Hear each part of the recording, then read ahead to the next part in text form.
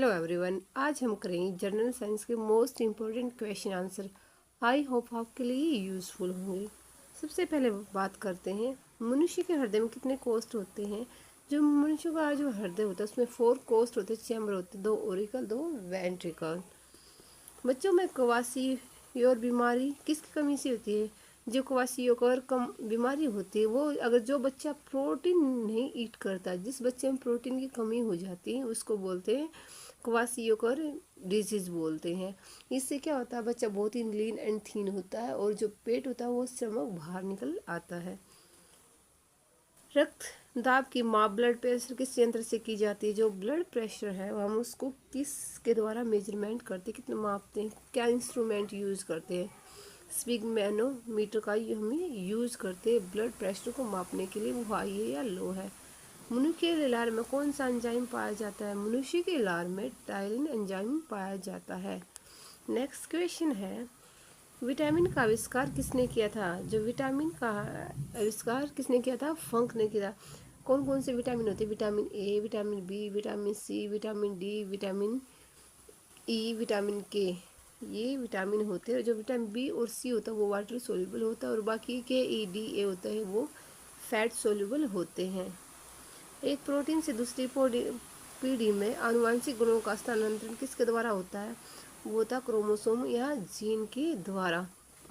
क्या तो ये हमारा हर एक सेल बीच में क्या होता है, न्यूक्लियस होता है। न्यूक्लियस के अंदर क्या होता है, उसमें डीएनए पाया जाता है, सॉरी क्रोमोसोम पाया जाता है। क्रोमोसोम के अंदर डीएनए पाया जाता है और डीएनए के अंदर क्या होते हैं, जीन प्रेजेंट होते हैं जो कि एक पीढ़ी से दूसरी पीढ़ी में ट्रांसफ़र हो जाते हैं। नेक्स्ट क्वेश्चन, लीवर में भविष्य के लिए कौन सा विटामिन भंडारित रहता है। उसमें होता है विटामिन ए। कौन सा होता है, विटामिन ए। संसार का सबसे लंबा वृक्ष कौन सा है। सिकोया का सबसे बड़ा वृक्ष होता है। प्रोटीन का उत्पादन या फैक्ट्री ऑफ प्रोटीन किसे कहा जाता है। राइबोसोम को कहा जाता है क्योंकि इसमें प्रोटीन की सिंथेसिस होती है। वर्गीकरण की आधारित इकाई क्या होती है।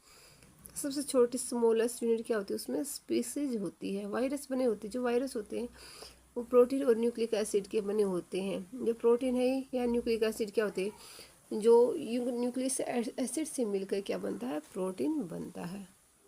नेक्स्ट क्वेश्चन है सूअर का गर्भ विधि कितने समय का होता है। वो होता है 144 डेज, 144 दिन का होता है। रुधिर वर्ग ओ धारण करने वाले व्यक्तियों में कौन सा प्रोटीन नहीं पाया जाता, उसमें एंटीजन नहीं पाया जाता। जंतुओं में कैनाइन दांत का उपयोग किसमें किया जाता है।